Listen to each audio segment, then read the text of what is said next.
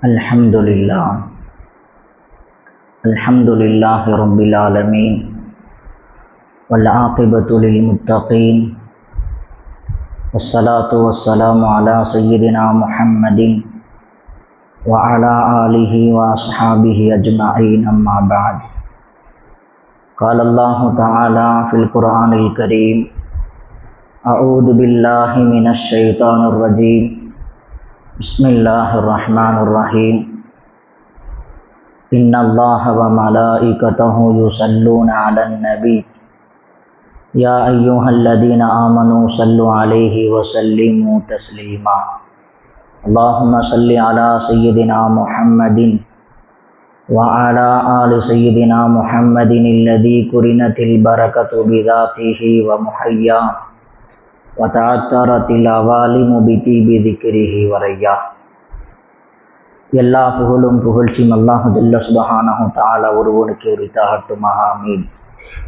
நபிகள் நாயகம் ஸல்லல்லாஹு அலைஹி வஸல்லம் அவர்கள் மீதும் அவர்கள் வழிவந்த சஹாபாக்கள், தாபியின்கள், தபா தாபியின்கள், உலமாக்கள், ஷுஹதாக்கள், அக்தாபுகள், அவுலியாக்கள், குறிப்பாக நம் அனைவரின் மீதும் அல்லாஹ்வின் அன்பும் அருளும் குறைவின்றி நிறைவாக உண்டாவதாக. ஆமீன்.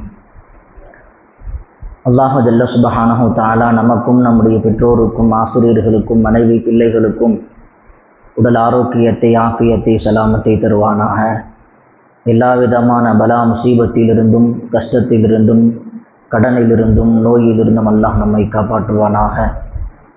வாழுகிற காலத்தில் லா இலாஹ இல்லல்லாஹ் முஹம்மது ரசூலுல்லாஹ் என்ற திருக்கலிமாவை விளங்கி அதன்படி வாழ்ந்து ஈமானோடு மரணிக்கிற உயர்ந்த நசீபை அல்லாஹ் தஆலா நம் அனைவருக்கும் தருவானாக. ஆமீன். நாம் எல்லாம் பாக்கியம் நிறைந்த ஆஷூராவுடைய நாளை எதிர்நோக்கி இருக்கிறோம். ஆஷூரா நாள் என்பது பல நபிமார்களுக்கு அவர்களுக்கு ஏற்பட்டிருந்த சோதனையிலிருந்து பாதுகாக்கப்பட்ட நாள். ஹஸரத் மூசா அலைஹிஸ்ஸலாம் அவர்களும் அவர்களுடைய கூட்டத்தினரும் ஃபிரௌனிடமிருந்து பாதுகாக்கப்பட்ட நாள் ஆஷூராவுடைய நாள். ஹஸரத் அய்யூப் அலைஹிஸ்ஸலாம் அவர்கள் நோயிலிருந்து விடுவிக்கப்பட்ட நாள் ஆஷூராவுடைய நாள். இப்ராஹிம் அலைஹிஸ்ஸலாம் அவர்கள் நெருப்பு குண்டத்தில் போடப்பட்டு அதிலிருந்து பாதுகாக்கப்பட்ட நாள் ஆஷூராவுடைய நாள். ஹஸரத் நூஹ் அலைஹிஸ்ஸலாம் அவர்கள் மீன் வயிற்றிலிருந்து வெளியே வந்த நாள் ஆஷூராவுடைய நாள். இப்படி பல நபிமார்களுக்கும் அவர்களை சார்ந்த கூட்டத்தினருக்கும் ஆஷூராவுடைய நாளில்தான் அவர்களுக்கு வெற்றி கிடைத்திருக்கிறது. எனவே ஆஷூராவுடைய நாள் முஸ்லிம் சமூகத்தினருக்கு வெற்றியை தரக்கூடிய நாள் என்பதில் எந்த சந்தேகமும் கிடையாது. அதே போன்று காஃபிர்களுக்கு, இந்த உலகத்தில் பாவம் செய்தவர்களுக்கு, அநியாயம் செய்தவர்களுக்கு அழிவை தரக்கூடிய நாள் என்பதை நாம் எல்லோரும் அதை ஞாபகப்படுத்திக் கொள்வதற்கு கடமைப்பட்டிருக்கிறோம். யாரெல்லாம் இந்த உலகத்தில் அநியாயம் செய்தார்களோ, அக்கிரமங்கள் செய்தார்களோ, அவர்களுக்கு இந்த உலகத்தில் நிச்சயம் வேதனை உண்டு என்பதை நிரூபிக்கக்கூடிய நாள் தான் ஆஷூராவுடைய நாள். அக்கிரமம் செய்தவர்களை அல்லாஹ் சும்மா விடமாட்டான் என்பதை பல இடங்களில் அல்லாஹ் திருக்குர்ஆனில் அல்லாஹ் சொல்லி காட்டுகிறான். அநியாயம் செய்தவர்கள், அவர்களினுடைய அநியாயத்திற்கு ஏற்ப அல்லாஹ் ஜல்ல சுப்ஹானஹு தஆலா தண்டனையை வழங்கியிருக்கிறான். திருக்குர்ஆனில் 190க்கும் மேற்பட்ட வசனங்களில் அநியாயம் குறித்து, அநியாயம் செய்தவர்கள் குறித்து அல்லாஹ் பேசியிருக்கிறான். அல்லாஹ் ஜல்ல சுப்ஹானஹு தஆலா இந்த அநியாயக்காரர்களுக்கு கொடுக்கக்கூடிய தண்டனை மிக கடுமையானது. அநியாயம் குறித்து திருக்குர்ஆனில் 3 வகையாக அல்லாஹ் பேசுகிறான். ஒரு மனிதன் அல்லாஹுக்கு செய்கிற அநியாயம், இது முதல் வகை. யார் ஒருவன் அல்லாஹுக்கு இணை வைக்கிறானோ அவன் அல்லாஹுக்கு அநியாயம் செய்துவிட்டான். யார் ஒருவன் வேறொரு கடவுளை வணங்குகிறானோ அவன் அல்லாஹுக்கு அநியாயம் செய்துவிட்டான் என்று அல்லாஹ் திருமறையில் பேசுகிறான். இன்ன ஷிர்க லதுல்முன் அதீம், இணை வைத்தல் என்பது மிகப்பெரிய அநியாயம் என்பதாக அல்லாஹ் சொல்லி காட்டுகிறான். எனவே எந்த நேரத்திலும் நாம் அல்லாஹுக்கு இணை வைத்து விடக்கூடாது. நாம் இணை வைப்பதை விட்டும் நாம் தவிர்ந்திருக்கிறோம். அல்லாஹ் நம்மை கியாமத் நாள் வரை பாதுகாப்பானாக. இரண்டாவது வகை அநியாயம் என்பது ஒரு மனிதன் இன்னொரு மனிதனுக்கு செய்கிற அநியாயம். இதனுடைய தண்டனையும் மிக கடுமையாகவே இருக்கும். ஹதீஸில், திருக்குர்ஆனில் பல்வேறு வரலாறுகளை அல்லாஹ் சொல்கிறான்.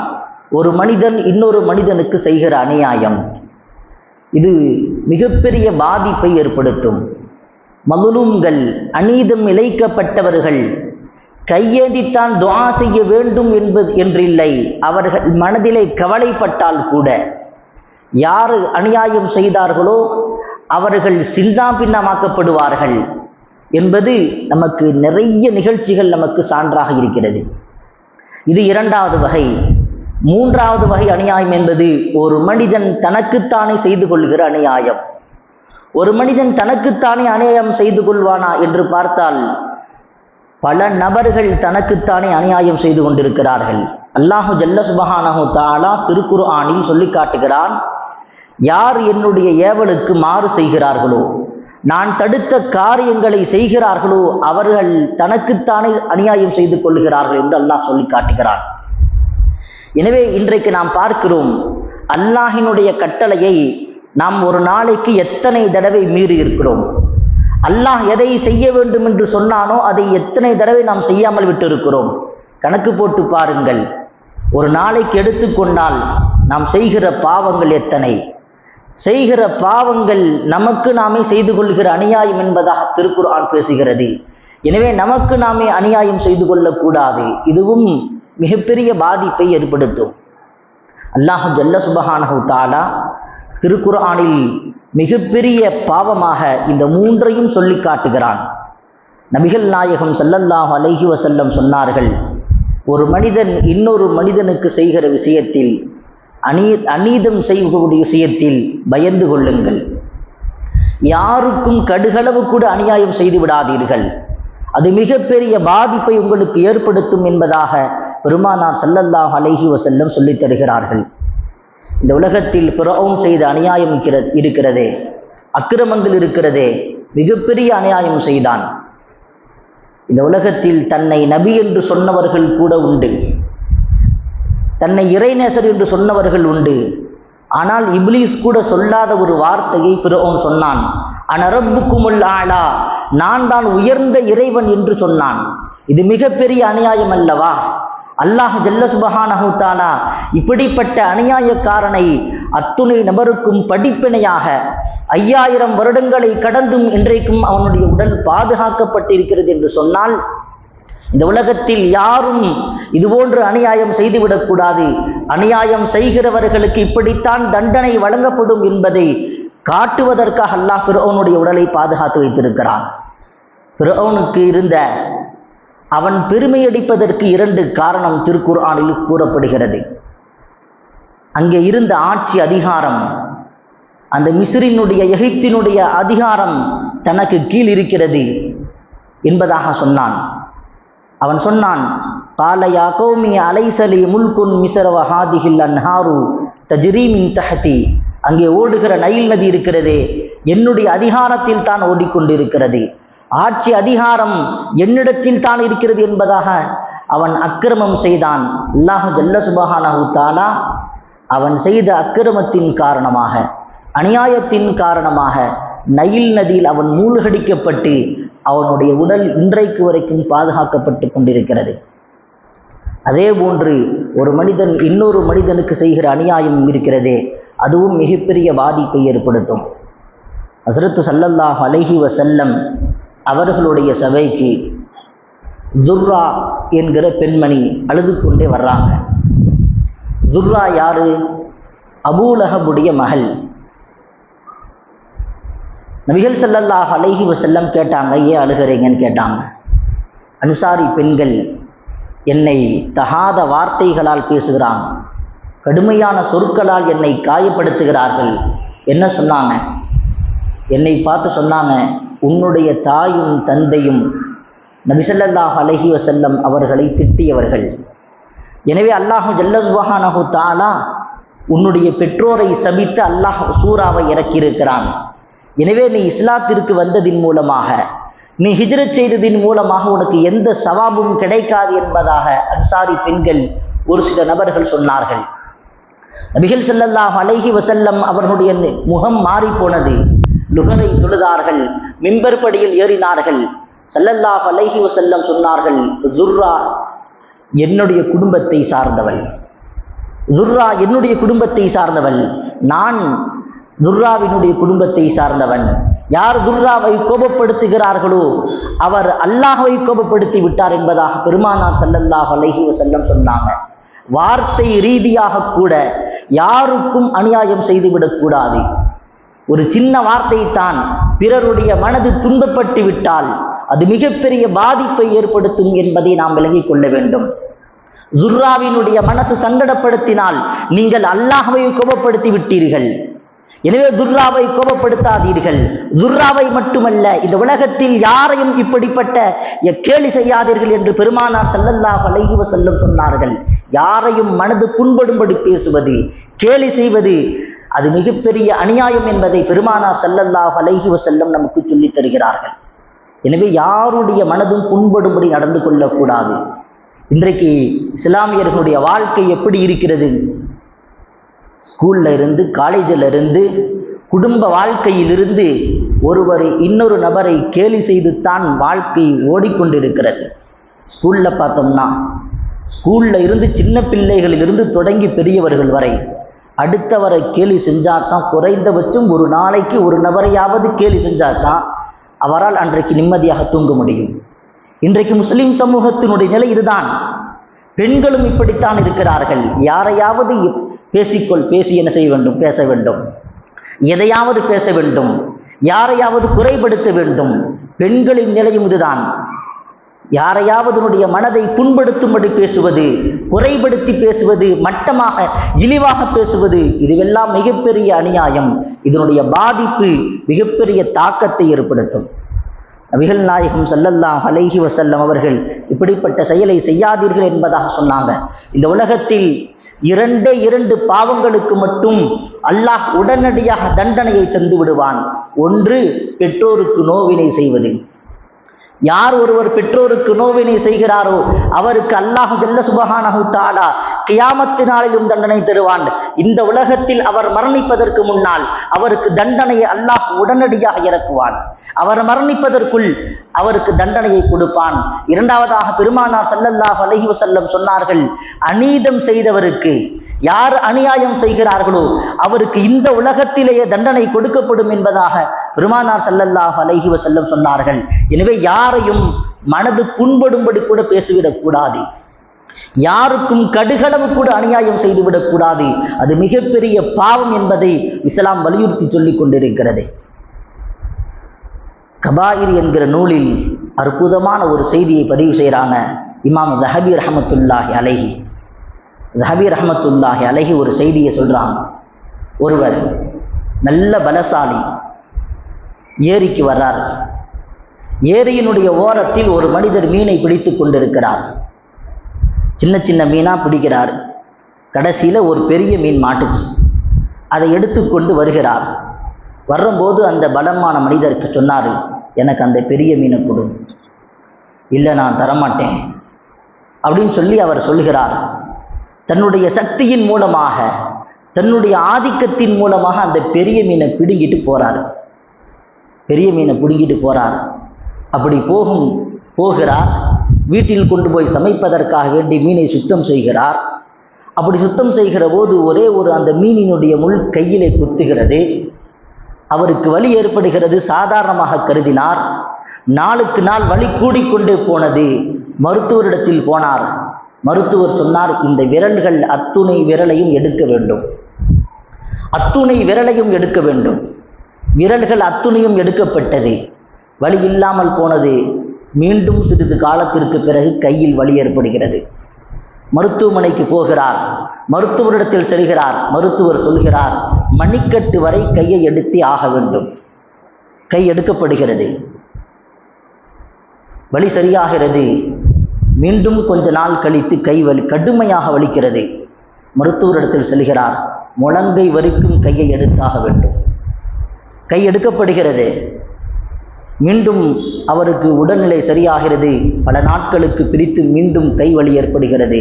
மருத்துவரிடத்தில் சென்றபோது தோள்பட்டை வரைக்கும் வலது கை எடுத்தே ஆக வேண்டும். தோள்பட்டை வரைக்கும் ஒரு கை ஃபுல்லாக எடுத்துட்டாங்க டோட்டலாக. அவர் சொன்னார், ஏன் இப்படி ஏற்படுதுன்னு தெரியல அப்படின்னு சொல்லி கொண்டிருக்கிற போது ஒரு நபர் கேட்டார், யாருக்கும் அநியாயம் பண்ணையா? யாருக்காவது நீ அநியாயம் பண்ணையா? ஆமாம், நான் ஒரு தடவை என்ன செஞ்சேன், ஒரு நபர்கிட்ட இருந்து மீனை பலவந்தமாக நான் எடுத்து வந்தேன். அவர்கிட்ட போய் நீ மன்னிப்பு கேட்கலைன்னா உன்னுடைய இரண்டாவது கையும் காணாமல் போய்விடும். உன்னுடைய இரண்டாவது கையும் நீ எடுக்க வேண்டியது வரும். எனவே நீ யாருக்கும் அநியாயம் செய்யாது என்பதாக அவருடைய நண்பர் ஒருவர் சொல்லுகிறார். அவர் தெரு ஓரத்தில் வந்து சொல்லுகிறார், யாருக்கும் அநியாயம் செய்யாதீர்கள். யாருக்காவது நீங்கள் அநியாயம் செய்தால் என்னை போல உங்களுக்கும் பாதிப்பு ஏற்படும். என்னை போல உங்களுக்கும் பாதிப்பு ஏற்படும். எனவே நீங்கள் யாருக்கும் கடுகளவும் நீங்கள் அநியாயம் செய்து விடாதீர்கள் என்று கத்திக்கொண்டே போனார். அந்த மீன் பிடிக்கக்கூடிய நபரிடத்தில், அந்த சாதாரண நபரிடத்தில் போய் கெஞ்சி கேட்டுக்கொண்டார், என்னை மன்னித்து கொள்ளுங்கள். நான் உங்கள்கிட்ட ஒரு மீனை எடுத்துட்டு போனேன், அபகரித்து போனேன். என்னுடைய நிலையை பாருங்கள். என்னுடைய இரண்டாவது கையாவது எனக்கு வேண்டும். என்னுடைய இந்த கை போகாமல் இருக்க வேண்டும் என்று மன்னிப்பு கேட்டுக்கொண்டார். இன்றைக்கு எத்தனை அநியாயங்கள் நடக்கிறது. வியாபாரம் ரீதியாக, குடும்பம் ரீதியாக எத்தனை விதமான அநியாயங்கள். வியாபாரத்தில் மோசடி.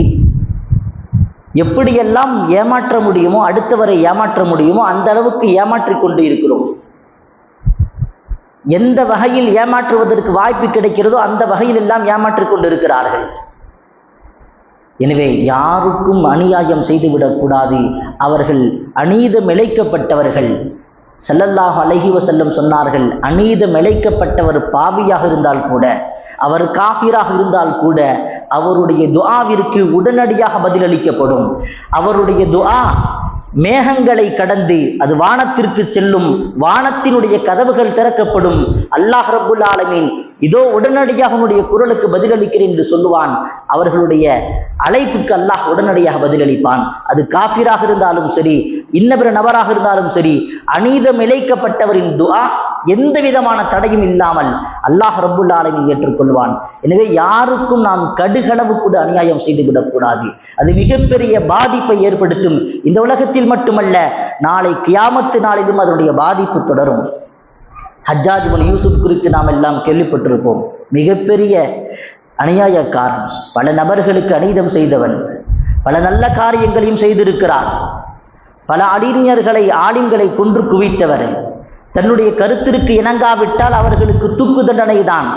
பல ஆலிம்களை, பல அறிஞர்களை கொன்று குவித்தவர் ஹஜ்ஜாஜ் இப்னு யூசுப். ஒரு நாள் சயீத் இப்னு ஜுபைர் ரலியல்லாஹு அன்ஹு அவர்கள் ஹஜ்ஜாஜ் இப்னு யூசுஃபினுடைய கருத்திற்கு இணங்காமல் அவர் ஹக்கை சொல்கிற போது அவருக்கு தூக்கு தண்டனை கொடுக்கப்படுகிறது. கடுமையாக சித்திரவதை செய்து சயீத் இப்னு ஜுபைர் ரலியல்லாஹு அன்ஹு கொல்லப்படுறாங்க. சயீத் இப்னு ஜுபைர் ரலியல்லாஹு துஆ செஞ்சாங்க, யா அல்லாஹ், ஒரு மிகப்பெரிய அநியாயக்காரனாக இருக்கிறார்.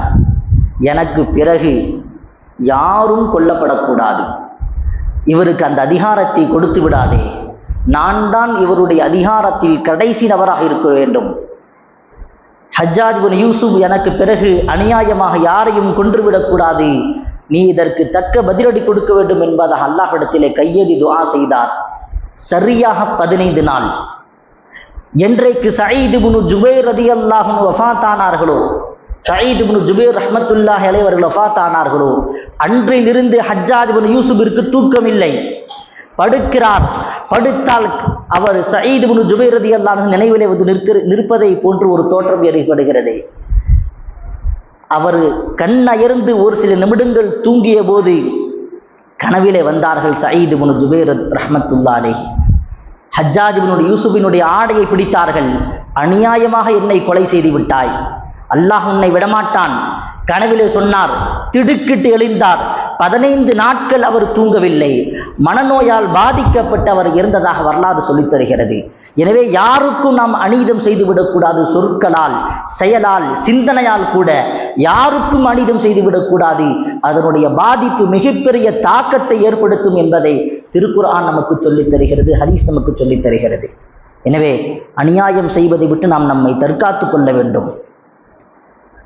ஹஸரத் ஸல்லல்லாஹு அலைஹி வஸல்லம் அவர்கள் சொன்னார்கள், 3 நபரினுடைய துஆ உடனடியாக ஏற்றுக்கொள்ளப்படும் என்பதாக சொன்னார்கள். பெற்றோர் தன் பிள்ளைக்காக செய்கிற துஆ, அதே போன்று அநீதம் இழைக்கப்பட்டவனின் துஆ, நோன்பாளியின் துஆ என்பதாக சொன்னார்கள். எனவே அநீதம் இழைக்கப்பட்டவரின் துஆ உடனடியாக ஏற்றுக்கொள்ளப்படும். ஹஸரத் உமர் ரலியல்லாஹு அன்ஹு அவருடைய ஆட்சி காலத்தில் கூஃபாவினுடைய ஆளுநராக சயீத் இப்னு அபி வக்காஸ் ரலியல்லாஹு அன்ஹு நியமிக்கப்படுறாங்க. கூஃபாவினுடைய ஆளுநராக மிக சிறப்பான முறையில் அவர்கள் அங்கே பணியை, தங்களுக்கு கொடுக்கப்பட்ட பொறுப்புகளை செய்கிறாங்க. கூஃபாவில் இருந்து ஒரு சில நபர்கள் என்ன செய்கிறாங்கன்னா, உமர் ரலியல்லாஹு கடிதம் எழுதுகிறாங்க. சயீத் இப்னு அபி வக்காஸ் ரலியல்லாஹு அன்ஹு நீதமாக நடந்து கொள்வதில்லை அப்படின்னு சொல்லி கடிதம் போகுது கூஃபாவில் இருந்து. ஹஸரத் உமர் ரலியல்லாஹு என்ன செஞ்சாங்க, உடனடியாக நிறுத்தினாங்க. சயீத் இப்னு அபி வக்காஸ் ரலியல்லாஹு, நீங்கள் கூஃபாவில் இருக்கக்கூடாது, நீங்கள் மதீனாவிற்கு வாருங்கள். மதீனாவுக்கு வந்தாங்க. கூஃபாவினுடைய ஆளுநரை மாற்றினாங்க ஹஸரத் உமர் ரலியல்லாஹு. ஹஸரத் உமர் ரலியல்லாஹு கேட்டாங்க, உங்களை குறித்து இந்த மாதிரி ரிப்போர்ட் வந்திருக்கு, என்ன சொல்கிறீங்க? நான் எந்த அநியாயம் நான் யாருக்கும் செய்யவில்லை, நான் மிக நேர்மையாக நான் நடந்து கொண்டேன், நீங்கள் விசாரித்துக் கொள்ளுங்கள் என்பதா சொல்கிறாங்க. ஒரு குழுவை அமைக்கிறார்கள் ஹஸரத் உமர் ரலியல்லாஹு. கூஃபாவிற்கு போங்க, சயீத் இப்னு அபி வக்காஸ் ரலியல்லாஹு அன்ஹு எப்படி நடந்து கொண்டார்கள் என்பதை நீங்கள் அனைத்து நபரிடத்திலேயும் விசாரியுங்கள். மதீனாவிலிருந்து ஒரு டீம் போகிறாங்க, ஒரு குழு போகிறாங்க, கூஃபாவிற்கு போய் விசாரிக்கிறார்கள். ஒவ்வொரு நபர்கிட்டையும் விசாரிக்கிறாங்க, ஒவ்வொரு மஸ்ஜிதிலையும் விசாரிக்கிறாங்க. எல்லோரும் நல்ல கருத்து தான் சொல்கிறாங்க. ஆனால் ஒரே ஒரு நபர் மட்டும் பனு அபஸ் என்கிற மஸ்ஜிதில் ஒரே ஒரு நபர் அபு சஆதா என்பவர் எந்திரிச்சார். நீங்கள் கேட்குறனால நான் சொல்கிறேன், சயீத் இப்னு அபி வக்காஸ் ரலியல்லாஹு அவர்கள் நீதமாக நடந்து கொள்ளலை. எந்த பொருட்களை பங்கு வைக்கும் போது நீதமாக பங்கு வைக்க மாட்டாங்க. ஏதாவது பிரச்சனைன்னு சொல்லி போனோம்னா நீதமாக தீர்ப்பு வழங்க மாட்டாங்க. எங்களோடு சேர்ந்து போருக்கு வரமாட்டாங்க அப்படின்னு 3 குற்றத்தை முன் வச்சார். 3 குற்றத்தை அபு சஆதா முன்வைக்கிறார். சயீத் இப்னு அபி வக்காஸ் ரலியல்லாஹு அன்ஹு அவர்கள் குறித்து 3 குற்றத்தை, பொருட்களை பங்கிடும்போது அவர் நீதமாக பங்கு வைக்க மாட்டார், ஏதாவது பிரச்சனை வந்தால் நீதமான முறையில் தீர்ப்பு வழங்க மாட்டார், எங்களோடு சேர்ந்து போருக்கு வரமாட்டார். இதை கேட்டவுடனே அதிர்ச்சி ஆயிட்டாங்க, ரொம்ப கவலைப்பட்டாங்க. உடனே சொன்னாங்க, நான் அவருக்கு எதிராக 3 துஆவை செய்வேன், அவருக்கு எதிராக நான் 3 துஆவை செய்வேன். சயீத் இப்னு அபி வக்காஸ் ரலியல்லாஹு 3 துஆ செஞ்சாங்க. யா அல்லாஹ், அபூ சஆதாவினுடைய ஆயுளை நீ நீட்டித்து விடு, அவருக்கு வறுமையை நீட்டித்து விடு, அவரை இந்த உலகத்தில் கேவலப்படுத்து என்பதாக 3 பத்துவாக்கள் செஞ்சாங்க. மிகப்பெரிய அநியாயம் செய்ததாக அவர் குற்றம் சாட்டப்பட்டதாக, ஒரு குற்றவாளியாக நிறுத்தப்பட்டதின் காரணமாக எந்த ஒரு குற்றமும் செய்யலை, எந்த ஒரு பாவம் செய்யலை. சயீத் இப்னு அபி வக்காஸ் ரலியல்லாஹு அவர்களை குறித்து தவறான செய்தியை சொன்னபோது அவங்க 3 துஆவை செஞ்சாங்க. அபூ சஆதா அவர்கள் மிக நீண்ட வயது வரைக்கும் வாழ்ந்தாங்க. எந்த அளவுக்கு என்று சொன்னால், அவர்களுடைய புருவத்தினுடைய முடி அவர்களுடைய கண்களை மறைத்து கொள்ளுமாம். அந்த அளவுக்கு வயதானது, அந்த அளவுக்கு அவர்களுடைய ஆயுள் நீடிக்கப்பட்டிருந்தது. யாரையாவது பார்க்கணும்னா புருவத்தினுடைய முடியை விலக்கிவிட்டுத்தான் பார்க்க வேண்டும், அந்த அளவுக்கு நீண்ட ஆயுள் கொடுக்கப்பட்டிருந்தது. அபூ சஆதாவிற்கு வறுமை, கடுமையான வறுமை, ஓரங்கள்ட்ட எல்லாம் யாசகம் கேட்டுக்கொண்ட நல்ல நிலையில் இருந்தவர் சயீத் இப்னு அபி வக்காஸ் ரலியல்லாஹு அவர்களுக்கு அநியாயம் செய்ததின் காரணமாக இப்படிப்பட்ட ஒரு பாதிப்புக்கு ஆளாகிவிட்டார். மிக நீண்ட வயது. கடை தெரு வழியாக யாராவது பெண்கள் போனாங்கன்னா என்ன செய்வார்? தகாத முறையில் நடந்துக்குவார், போய் தொடுவார், எல்லாரும் திட்டுவாங்க, அடிப்பாங்க. ஒருவர் கேட்டார், இவ்வளவு வயசான நபராக இருக்கிறீங்க, ஏன் இப்படி அசிங்கமாக நடந்துக்கிறீங்க அப்படின்னு சொல்லி கேட்டப்ப, நான் செய்த அநியாயத்தின் காரணமாக இப்படி நான் பாதிக்கப்பட்டிருக்கிறேன் என்று அபூ சஆதா சொல்வார். சஅத் இப்னு அபீ வக்காஸ் ரலியல்லாஹு அன்ஹு எனக்கு எதிராக துஆ செஞ்சாங்க. நான் அவர்களை குறித்து ஒரே ஒரு அநியாயமாக நான் அவர்களை குறித்து விமர்சனம் செய்தேன். எனவே நான் இப்படிப்பட்ட நிலைக்கு ஆளாகிவிட்டேன் என்று சொன்னார். எனவே இந்த நேரத்தில் நாம் சொல்ல வருவது என்னவென்று சொன்னால், அநீதம் இழைக்கப்பட்டவரின் துஆ எந்த விதமான தடையும் இல்லாமல், அவர் காஃபிராக இருந்தால் கூட அவருடைய துஆவை அல்லாஹ் ஏற்றுக்கொள்வான்.